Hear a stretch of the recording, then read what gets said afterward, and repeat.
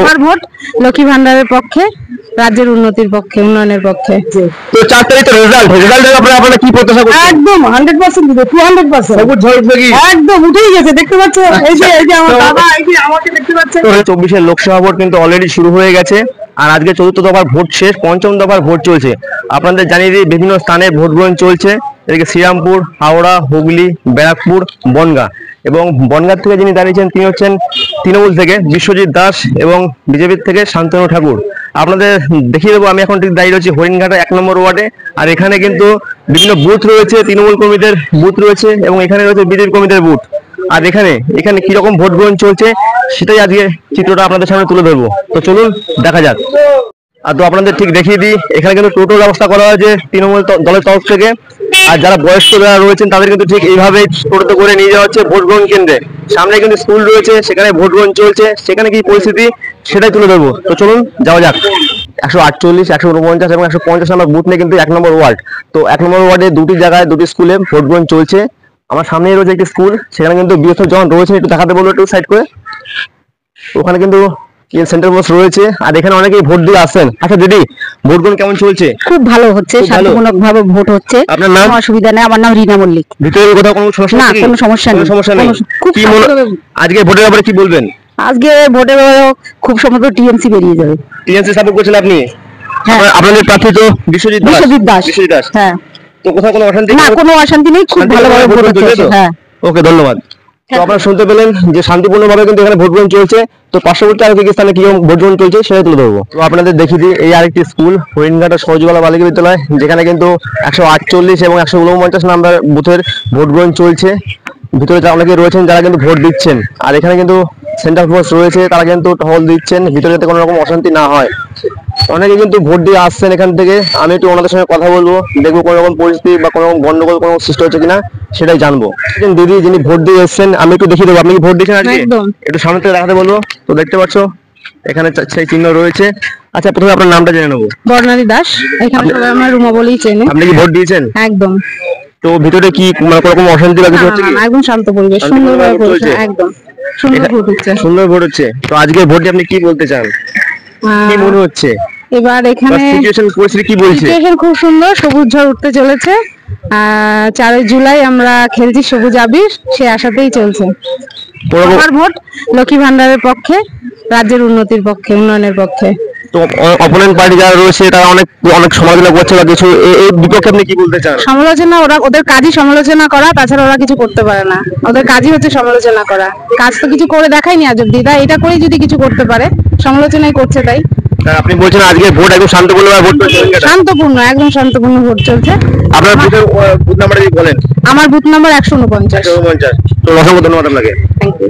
আর ঠিক এইভাবে কিন্তু যেভাবে ভোট গ্রহণ কেন্দ্র থেকে পাড়ার থেকে বয়স্কদের নিয়ে আসা হচ্ছে টোটো করে, ঠিক এইভাবে কিন্তু ভোট দেওয়ার পর তাদের কিন্তু টোটোতে করে আবার বাড়িতে পৌঁছে দেওয়া হচ্ছে। ঠিক এই পরিস্থিতি কিন্তু এই হরিণঘাটে আমি দেখতে পাচ্ছি। আর আপনাদের জানিয়ে রাখি যে এখানে কিন্তু 200 মিটারের মধ্যে 144 ধারা দাঁড়িয়ে রয়েছে। কন্টিনিউ কিন্তু পুলিশ অফিসার বা সেন্টার ফোর্স যারা বললে কেন, তারা কিন্তু কন্টিনিউ টহল দিচ্ছে রাস্তা দিয়ে। রাস্তা দেখতে পাচ্ছেন কোনো জটিল কোনো সিচুয়েশন নেই। স্বাভাবিকভাবে কিন্তু যারা ভোট দিয়ে আসছেন তারা বক্তব্য করছেন যে শান্তিপূর্ণভাবে কিন্তু এখানে ভোট গ্রহণ চলছে। আরো অনেকে যদি কেউ আসে আমরা পাই, তাদের আমরা বক্তব্য তুলে ধরবো, সঙ্গে থাকুন। তো এতক্ষণ পর্যন্ত আমরা আপনাদের তুলে ধরলাম হরিণঘাটা যে পৌরসভা রয়েছে এবং পৌরসভার যে 17টা ওয়ার্ড রয়েছে, সেখানে কিন্তু 1 নম্বর ওয়ার্ডে যে ভোট গ্রহণ চলছিল সেটাই আপনাদের তুলে ধরলাম। এখন ঠিক চলে আসলাম নারায়ণপুর, সেখানে কিন্তু 5টি স্কুলে ভোট গ্রহণ চলছে। আর এখানে কি পরিস্থিতি সেটাই আপনাদের দেখাবো।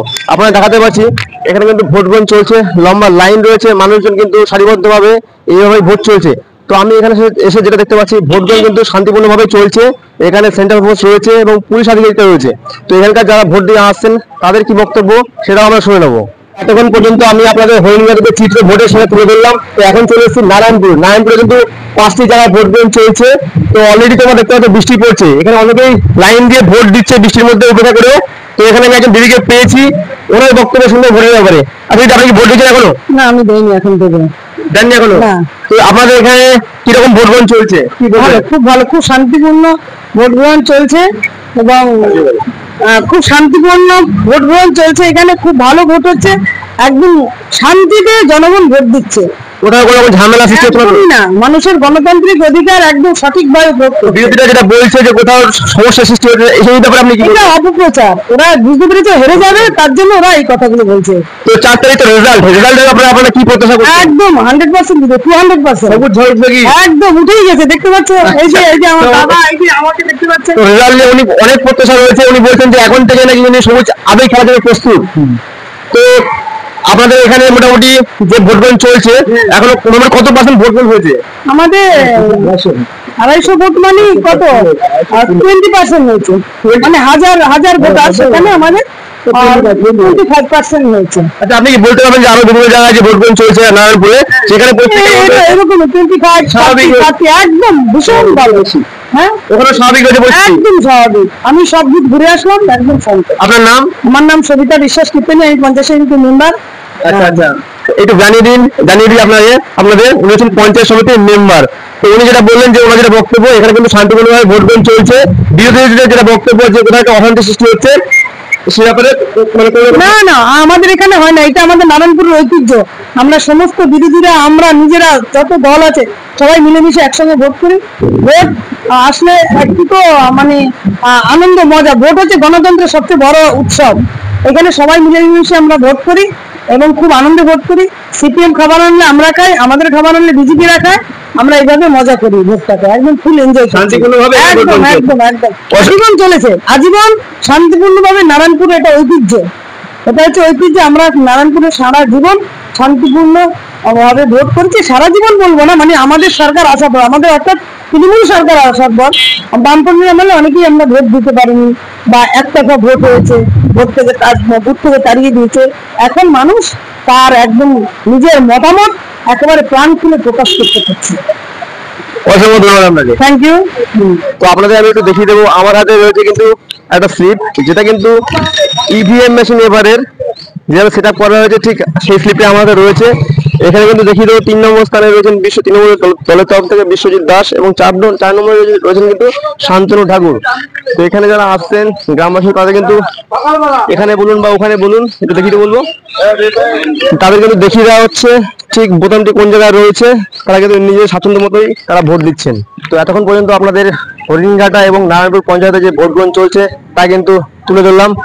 আর যেটা আবহাওয়া দপ্তর থেকে বলা হচ্ছিল আজকে বৃষ্টি হবে, ঠিক সেই মতো কিন্তু বৃষ্টি হয়েছে। প্রচন্ড বৃষ্টিকে উপেক্ষা করে কিন্তু মানুষ যাচ্ছে ভোট গ্রহণ কেন্দ্রে ভোট দিচ্ছেন। চারপাশে দেখতে পাচ্ছ পুরো জলে পরিপূর্ণ হয়ে গেছে চারদিক। তো ভিডিওটা আর বেশি বড় করছি না, দেখা হচ্ছে নেক্সট ভিডিওতে। ততক্ষণ সবাই ভালো থাকো, সুস্থ থাকো।